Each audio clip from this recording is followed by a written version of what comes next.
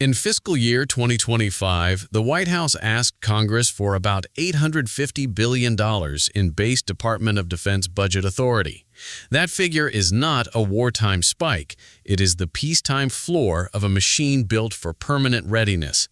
The puzzle is not only how large that number is, it is why the number keeps rising, even when wars change, presidents change, and the strategic payoff is incomplete.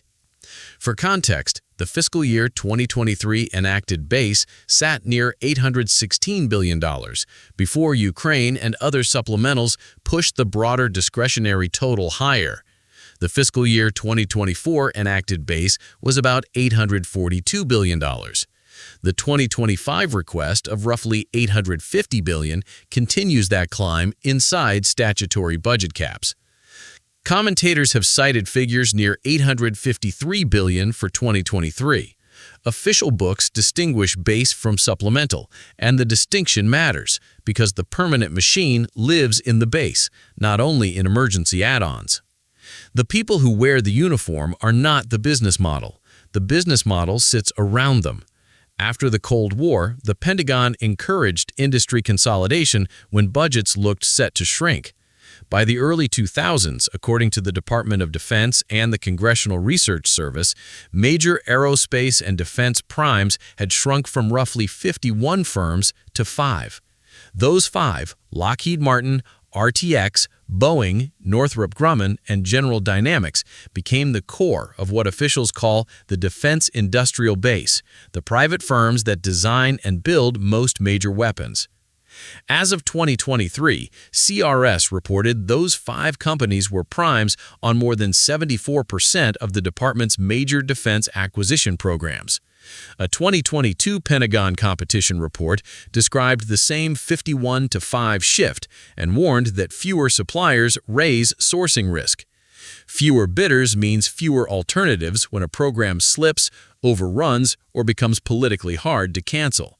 Canceling a weapons line doesn't only cut a budget line, it threatens plants, suppliers, and jobs spread across congressional districts. Locally, protecting the program looks rational. Nationally, the bill compounds. Look at how the money is labeled. In fiscal year 2025 request, operation and maintenance, the day-to-day cost of keeping forces ready, was about $338 billion. Military personnel was about $182 billion. Procurement was about $168 billion. Research, development, test, and evaluation, RDT&E, the lab-to-prototype pipeline, was about $143 billion. Military construction was far smaller, near $16 billion. Readiness is expensive even before the next platform is bought. Permanence is priced into the operating bill. That's why a quiet year still costs hundreds of billions of dollars. Compare that scale with diplomacy. In many years, discretionary outlays, the spending Congress resets annually, split in rough measure between national defense, budget function 050, and everything else. Function 050 is broader than the Pentagon alone.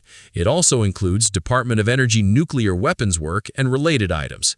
Even so, the Department of Defense dominates the category. International affairs, the state and foreign operations world, is a thin slice of the non-defense half.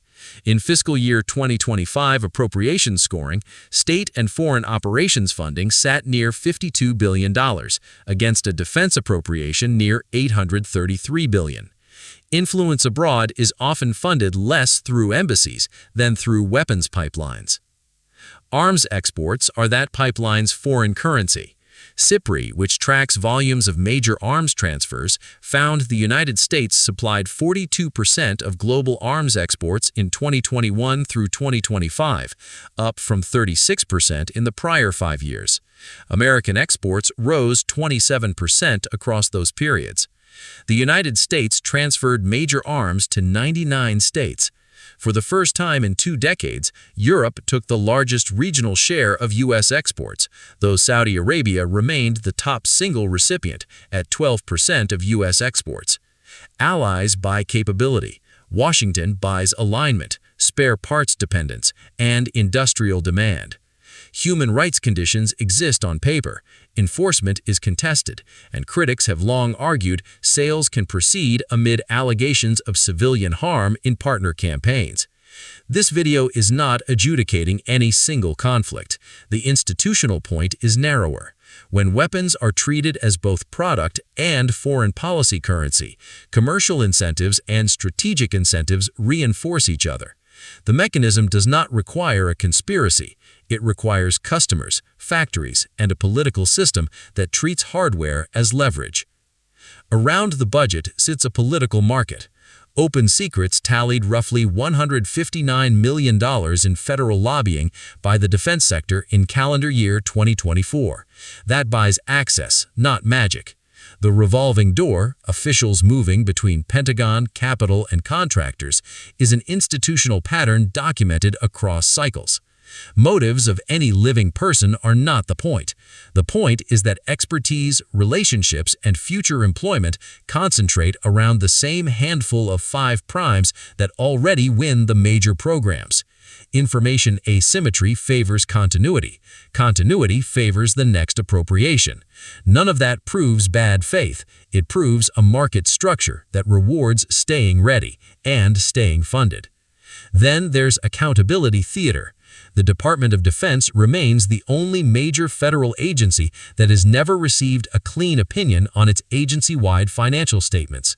For fiscal year 2025, auditors again issued a disclaimer of opinion, meaning they couldn't get enough reliable evidence to say the books were fairly stated.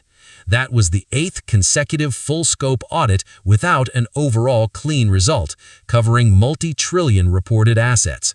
Congress set a statutory target for an unmodified opinion by the end of 2028. Until then, the largest discretionary account operates with incomplete financial visibility. A system this large can fail an audit and still clear its next appropriation. Put the pieces together, and the controlling question answers itself.